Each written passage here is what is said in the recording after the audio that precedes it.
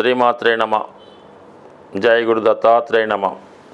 ఈ వీడియోలో మనం మీనరాశి వారికి 2025వ సంవత్సరం మార్చి నెల ఫలితాలు తెలుసుకునే ప్రయత్నం చేద్దాం. మరి మీనరాశి వారికి షష్టగ్రహ కూటమి ప్రభావం వల్ల అన్ని గ్రహాలు అంటే సుమారు 6 గ్రహాలు ఈ రాశిలోకి నెమ్మదిగా ప్రవేశించడం జరుగుతుంది. అయితే 6 గ్రహాలు అన్నప్పుడు కూడా ఈ చంద్రగ్రహంతో కూడా కలపడం వల్ల అంటే కేవలం అది ఒక రోజు 2 రోజులు మాత్రమే అదే రాశిలో ఉంటుంది కాబట్టి ఒక 5 గ్రహాలు ఈ రాశిలో చేరే ముందుగా ఆల్రెడీ 3 గ్రహాలు మీనరాశిలో ప్రవేశించడం జరిగింది. 2 గ్రహాలైనటువంటి శని అలాగే రవి ప్రవేశించడానికి దగ్గరగా ఉండడం జరుగుతుంది. సో దీనివల్ల ఏంటంటే ఈ రాశి వారికి మిగతా వారు భయపడినంతగా పెద్దగా ఏమీ భయపడిన అవసరం లేదు. దానికి కారణం ఏంటంటే ఈ మీనరాశికి గురువు అధిపతి శుక్రుడు ఉచ్చ పొందడం జరుగుతూ ఉంటుంది. మరి బుధుడేమో ఇదే మీనరాశిలో నీచ పొందడం జరుగుతుంది. ఈ బుధ శుక్రులు ఆల్రెడీ రాశిలో ప్రవేశించడం వల్ల శుక్రుడు ఇస్తున్నటువంటి ఉచ్చ ఫలితాలు ఆల్రెడీ ఈ రాశి వారికి అనుభవంలోకి రావడం జరుగుతుంది. అంటే ఏమంటే భార్య వలన సౌఖ్యం, వాహన యోగం, మంచి గృహంలో స్టే చేయడం, బంధుమిత్రుల నుంచి మంచి సమాచారం అందుకోవడం, ముఖ్యంగా మీరు ఏ రంగంలో ఉన్నా విఐపి స్థాయి ట్రీట్మెంట్ మీకు రావడం జరుగుతుంది. అధికారంలో ఉన్నటువంటి మరి స్నేహితులు, అందులో స్త్రీలు అవ్వచ్చు మగవారు అవ్వచ్చు, మిమ్మల్ని మీతో పరిచయం పెంచుకోవడానికి ఎక్కువగా ఆసక్తి చూపుతూ ఉంటారు. సో ఇది శుక్రుడు మీ రాశిలో ఉచ్చులో ఉండడం వల్ల, బుధుడు మరి నీచభంగ రాజయోగం అవడం వల్ల ఇది పండితులకి విద్యావంతులకి చాలా నేమ్ అండ్ ఫేమ్ ఇస్తుంది. మీలో ఉన్నటువంటి ప్రతిభకు తగిన గుర్తింపు రావడం జరుగుతూ ఉంటుంది. అటు పీజీలో చేరాలన్నా డాక్టరేట్ చేయాలన్నా ఈ గ్రహస్థితి అనుకూలిస్తుంది. సో దీనికి ఏమైందంటే రాహు ఎప్పుడూ కూడా బుధగ్రహానికి శుక్రగ్రహానికి సపోర్ట్ చేయడం జరుగుతూ ఉంటుంది. సో అందువల్ల ఏంటంటే మీరు ఈ కలయిక ఉంచి చాలా వరకు మీకు మేలే తప్ప ఎటువంటి కీడు జరిగే అవకాశం లేదు. ఇక మనకి గురువుతో పరివర్తన చెందడం వల్ల అంటే శుక్రుడు గురువు ఎక్స్చేంజ్ పొందడం వల్ల ఒక మంచి గురువు, ఒక మంచి అడ్వైజరు, ఒక మంచి ప్రమోటర్ మీకు రావడం వల్ల మీ యొక్క స్థితికి, మీ యొక్క ఉన్నత విద్య కావచ్చు, ఏదైనా కార్యక్రమానికి వచ్చు ఫైనాన్షియల్ సపోర్ట్ ఇవ్వడంతో పాటు మీకు అన్ని రకాలుగా గైడెన్స్ ఇవ్వడం జరుగుతూ ఉంటుంది. అందువల్ల ఏంటంటే మీరు అటు విద్యార్థులు అలాగే ఉపాధ్యాయులు అలాగే ఎవరికైనా సరే మంచి గుర్తింపు రావడం జరుగుతూ ఉంటుంది. హోదా కూడా పెరుగుతుంది, చాలా హ్యాపీగా ఉంటారు. రాహు ఉండడం వల్ల కొంత లగ్జరీగా ఉంటుందన్నమాట టైము. సాధారణంగా మంచి ఖరీదైనటువంటి భోజనం, కొంతమందికి ఏంటంటే వాళ్ళ అలవాటును బట్టి, ఉన్న ప్రాంతాన్ని బట్టి, ప్రదేశాన్ని బట్టి ఒక విధమైనటువంటి మత్తు పదార్థాలు ఇటువంటివన్నీ కూడా సమకూరే అవకాశం ఉంది. అది వాళ్ళ ఆలోచన బట్టి ఉంటుంది. ఏదైనా మొత్తం మీద ఒక విఐపి ట్రీట్మెంటు, ఒక ఫారెన్ ట్రీట్మెంటు, ఫారెన్ కల్చర్ అంతా కూడా ఇప్పుడు మీకు రావడం జరుగుతూ ఉంటుంది. గురువు రాహుతో కలవడం వల్ల ఎంత గొప్పవాడైనా ఈ గురుచండాల యోగం టెంపరీగా ఏర్పడడం వల్ల కొన్ని రోజులు మీ నియమాల్ని పక్కన పెట్టి చాలా జాగ్రత్తగా హ్యాపీగా ఎంజాయ్ చేస్తూ ఉంటారు కాబట్టి ఏమి పర్వాలేదు.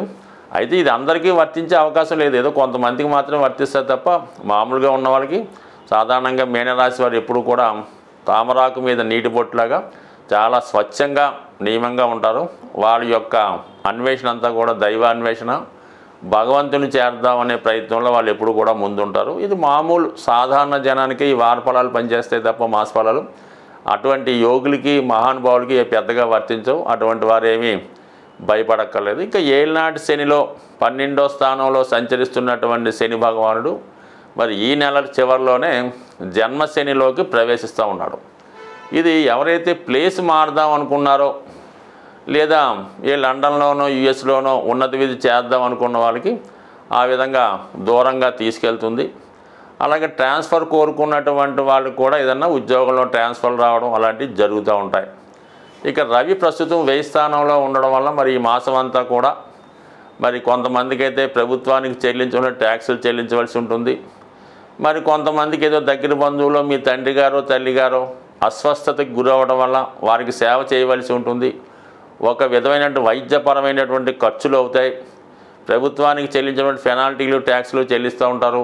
ప్రభుత్వ అధికారుల వల్ల ఒక విధమైనటువంటి భయం ఆందోళన కలుగుతూ ఉంది.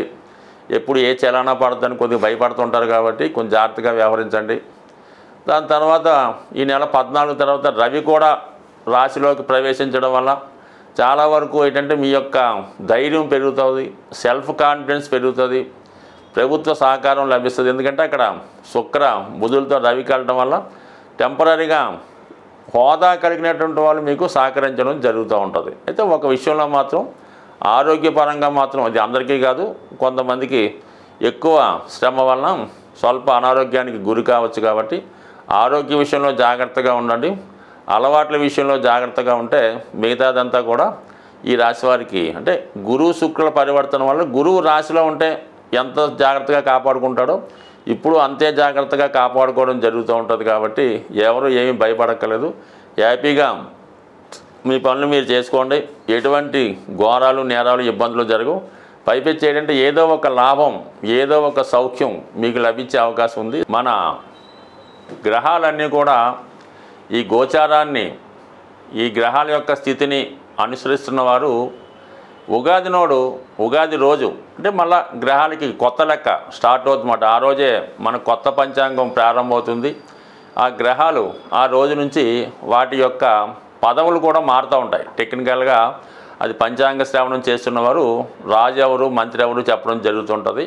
అంటే మనకి ఏంటంటే కొత్త క్యాబినెట్ ఈ ఉగాది రోజే ప్రారంభమవుతుంది. కాబట్టి మరి విధి విధానంగా అందరూ పాటించిన విధంగానే ఈ ఉగాది రోజు మీరు కూడా మరి విధి విధానంగా ఉగాది పచ్చడి సేవించి ఆ రోజు మీరు చేయవలసిన ముఖ్యమైన కార్యక్రమం ఏంటంటే ఏదైనా గోశాలను సందర్శించండి. లేదంటే మీకు సమీపంలో గోవు కానీ ఒకవేళ మీరన్నా గోవుని పెంచుతూ ఉంటే ఆ గోవుకి శుభ్రంగా స్నానం చేయించి పశువుతో అలంకరించి పూలతో పూజించి చెరుకు గడలు లేదంటే చెరుకు సంబంధించినటువంటి దవ్వ అది ఆవుకి ఆహారంగా పెట్టడం.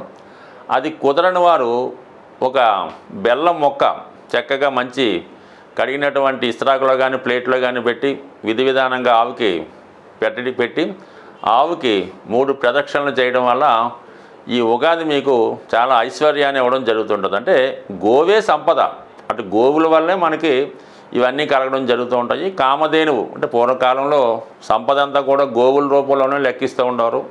అందువల్ల ఈ గోవుని మీరు ఉగాది రోజు పూజించడం వల్ల సంపద ఐశ్వర్యం కలుగుతుంది.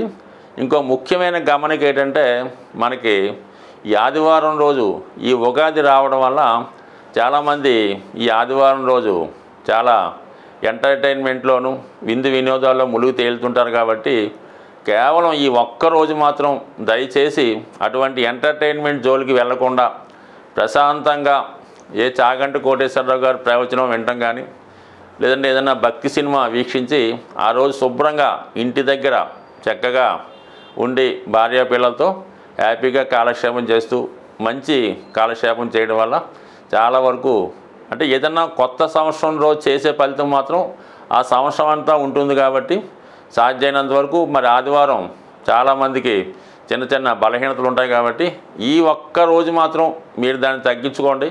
సంవత్సరం అంతా కూడా మీరు ఆ శుభ ఫలితాన్ని పొందే అవకాశం ఉంటుంది. స్వస్తి.